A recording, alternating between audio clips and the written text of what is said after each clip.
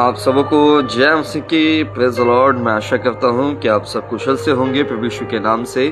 आपके परिवार के प्रत्येक सदस्य कुशल से होंगे प्रभु यीशु मसीह के नाम से। आइए आज के पवित्र वचन के हम ध्यान देंगे। और आज का जो पवित्र वचन है वो एक बार फिर नए नियम की पुस्तक से है। हम पढ़ने वाले हैं नए नियम की पुस्तक का नाम है लूका रचित सुसमाचार, उसका अध्याय 20 वचन 34, 35 और 36। इंग्लिश में the book of Luke chapter number 20 verse 34, 35 and 36। आज हम एक बार फिर बात करने वाले हैं पुनरुत्थान के विषय में। हम सब जानते हैं कि प्रभु यीशु मसीह मारे गए, गाड़े गए और मृतकों में से तीसरे दिन जी उठे और आज भी जीवित है और युगानुयुग जीवित रहेंगे। हम सुनेंगे कि हम मनुष्यों का भी पुनरुत्थान है। हम भी मसीह पर विश्वास करके मृतकों में से जी उठेंगे। कुछ सदूकी यीशु मसीह के पास आए। आप सब जानते हैं कि बाइबल में जिक्र होता है, सदूकी का जिक्र होता है, शास्त्रियों का जिक्र होता है, फरीसियों का। सदूकी लोगों का मानना यह था कि मरने के बाद कोई दोबारा जिंदा नहीं होता।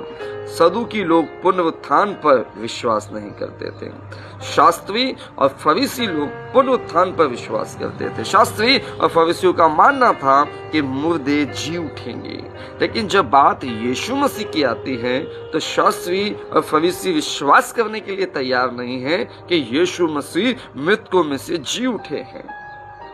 वो इसलिए क्योंकि उन्होंने प्रभु पर विश्वास नहीं किया।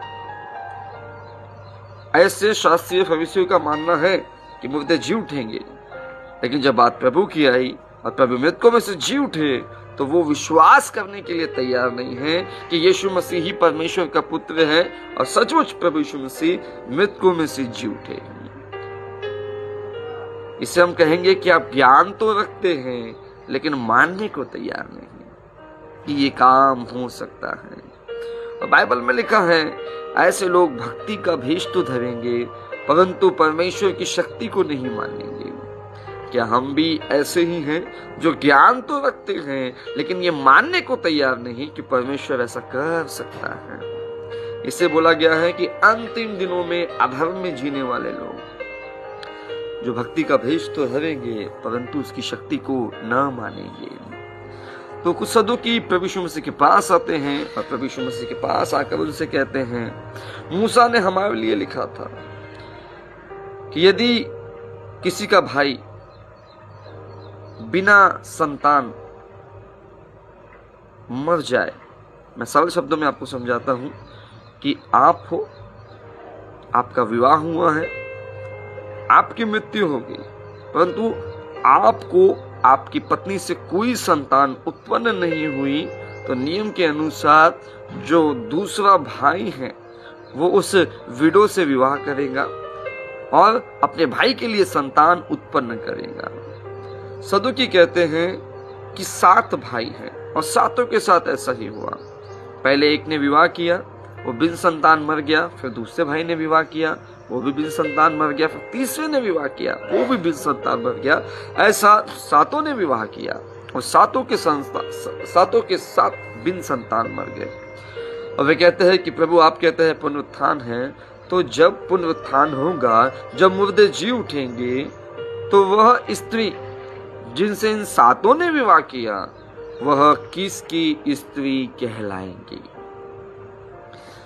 यीशु मसीह उनसे कहते हैं कि जब मृतक जी उठेंगे, जब मुर्दे जी उठेंगे, वे ना तो विवाह करेंगे ना विवाह में दिए जाएंगे। प्रभु यीशु मसीह यह भी कहते हैं वे लोग मृतकों में से जी उठने के बाद दोबारा कभी मरेंगे भी नहीं। प्रभु यीशु मसीह यह भी कहते हैं कि वे लोग मृतकों में से जी उठने के बाद परमेश्वर की संतान कहलाएंगे। प्रभु यीशु मसीह यह भी कहते हैं कि वे लोग मृतकों में से जी उठने के बाद स्वर्गदूतों के समान होंगे। इसका मतलब प्रभु यीशु मसीह ने आपको और मुझको साफ साफ समझाया है कि सचमुच पुनरुत्थान है। जैसे प्रभु यीशु मसीह मारे गए, गाड़े गए, मृतकों में से जी उठे तीसरे दिन, वैसे ही हम जो मसीह में सोएंगे, कब्रों में रहेंगे, हमारे प्रिय जो इस समय कब्रों में है, वे मसीह के आगमन पर जी उठेंगे। हम सब सुनते हैं कि यीशु मसीह आएंगे, कब्रें खुलेंगी, मृतक जी उठेंगे और हम उस ऐसे युग को पाएंगे जिसमें मृत्यु न होगी। ये हम सब की आशा है कि उस युग में हमें स्थान मिले, हमारे परिवार के सदस्यों को स्थान मिले। यीशु मसीह यहाँ साफ कहते हैं कि मृतकों में से जी उठना है, ये सच है। पुनरुत्थान सच है। स्वर्गदूत के समान हम हो जाएंगे, यह भी सच है। हम फिर दोबारा कभी नहीं मरेंगे, यह भी सच है। हम परमेश्वर की संतान कहलाएंगे, यह भी सच है। लेकिन एक सच और है जो आज आपको और मुझे जानना है। आयत 34, आयत 35 और आयत 36 में ध्यान से सुनिए क्या लिखा है। यीशु ने उनसे कहा, इस युग की संतानों में तो विवाह होता है। इस युग, जिस युग में आप और मैं जीवे हैं, यहाँ पर विवाह की चर्चा की गई है कि अभी इस वाले युग में तो विवाह होता है।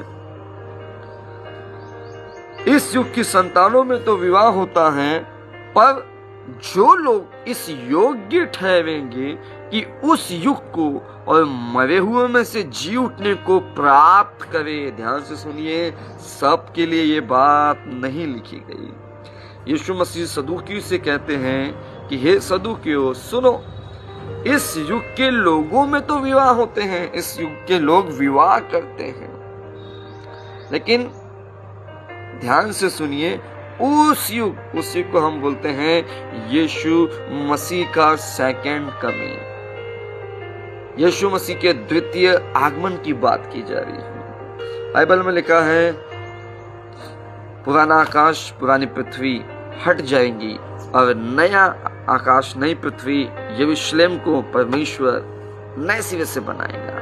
एक नई दुनिया यहोवा परमेश्वर वापस से बनाएंगे। और यीशु मसीह बात करते हैं अब दूसरे युग की, जो यीशु मसीह के आगमन पर होगा। प्रभु कहते हैं आयत 35 में, पर जो लोग इस योग्य ठहरेंगे कि उस युग को और मरे हुए में से जी उठने को प्राप्त करे, वे न विवाह करेंगे और न विवाह में दिए जाएंगे। वे फिर मरने के भी नहीं, क्योंकि वे स्वर्गदूतों के समान होंगे।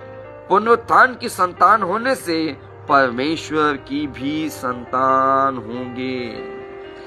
ध्यान से सुनिए, प्रभु कहते हैं इस युग के लोगों में विवाह होता है, लेकिन जो लोग उस युग को प्राप्त करेंगे जो यीशु मसीह के द्वितीय आगमन के बाद है, बाइबल में साफ साफ लिखा है कि वे लोग विवाह नहीं करेंगे, ना वे विवाह में दिए जाएंगे। बाइबल में यह भी लिखा है कि वो लोग मरेंगे भी नहीं। बाइबल में यह भी लिखा है यीशु मसीह के मुख से कि मृतकों में से जी उठने के कारण वे परमेश्वर की संतान कहलाएंगे। और यह भी लिखा है कि वे लोग स्वर्ग दूतों के समान होंगे। लेकिन बात आती है प्रभु के उस शब्द पर जिसमें लिखा है जो लोग इस योग्य होंगे। सब पुनरुत्थान के भागी नहीं होंगे, सबका पुनरुत्थान नहीं होगा, सब स्वर्गदूतों के समान नहीं बदलेंगे, सब आजीवन जिंदगी को नहीं पाएंगे, सब परमेश्वर की संतान नहीं कहलाएंगे, सब स्वर्गदूतों के समान नहीं होंगे, योग्य लोग होंगे लिखा है। हम कहते हैं प्रभु, हम विश्वास करते हैं कि जैसे आप मारे गए, गाड़े गए, मृतकों में से जी उठे, हम भी आपके आगमन पर जी उठेंगे, हमारा परिवार भी आपके आगमन पर जी उठेगा। बाइबल हमें यहाँ पर सतर्क होने के लिए कहते हैं, परमेश्वर का वचन हमें सतर्क होने के लिए कहता है, क्योंकि लिखा है जो लोग इस योग्य ठहरेंगे। केवल क्रिश्चियन होने से, केवल विश्वासी होने से आपका पुनरुत्थान नहीं होगा। आप योग्य होना चाहिए पुनरुत्थान के लिए। और बाइबल में लिखा है जो परमेश्वर की दृष्टि में योग्य है वो ही अपने जीवन में पुनरुत्थान को देखेगा। यदि आप आज भी पापों में हैं, यदि आज भी अविश्वास में हैं, आज भी अधर्म में हैं, आज भी बुरे बुरे कामों में हैं और नाम मात्र प्रभु के लोग हैं, तो आप कभी पुनरुत्थान के भागी नहीं हो पाएंगे। लिखा है योग्य, जो परमेश्वर की दृष्टि में योग्य होंगे वही पुनरुत्थान के भागी होंगे। तो आज अपने आप में झांकिए कि जैसा जीवन मैं जी रहा हूं, उस जीवन को जीकर क्या मैं पुनरुत्थान के लिए योग्य हूं, प्रभु के प्रॉमिसेस, वादों के लिए योग्य हूं, उस आशीषों के लिए योग्य हूं जो आने वाले युग में है। और पौलुस कहता है जो लोग प्रभु से केवल इसी युग की आशा रखते हैं, उनके जैसा अभागा मनुष्य इस पृथ्वी पर दूसरा कोई और नहीं। हमें मसीह में दो युगों की आशा रखना है, एक जिसे अभी हम जी रहे हैं और एक आने वाले युग की। इस जीवन को तो हम 70 साल 80 साल अच्छा खान पान हुआ 90 या 100 साल जीकर खत्म कर देंगे, लेकिन एक और जीवन है जिसे हम अनंत जीवन कहते हैं, जो सदा काल के लिए है। हमें प्रभु पर विश्वास रख के दोनों ही युग की आशा रखना है कि इस युग में भी हम आशीषित रहे और उस युग में भी हम आशीषित रहे। और उस युग में आशीषित होने के लिए मन फिराव आवश्यक है, अपने आप को बदलना आवश्यक है, पश्चाताप आवश्यक है, विश्वास में दृढ़ता और स्थिरता आवश्यक है, प्रभु के प्रति हर हालात परिस्थिति में प्रेम बना रहे यह आवश्यक है। प्रभु परमेश्वर इन पवित्र वचन के माध्यम से आप सबको आशीष दे। और आज ही से अपने भीतर एग्जामिन करें कि क्या मैं इस योग्य हूं कि मैं पुनरुत्थान के समय मृतकों में से जी उठूंगा। क्या मैं इस योग्य हूं कि मैं उस आशीष पाऊं कि मैं कभी नहीं दोबारा मरूंगा। क्या मैं इस योग्य हूं कि मैं परमेश्वर की संतान कहलाऊंगा। क्या मैं इस योग्य हूं कि मैं स्वर्गदूतों के समान हो जाऊंगा।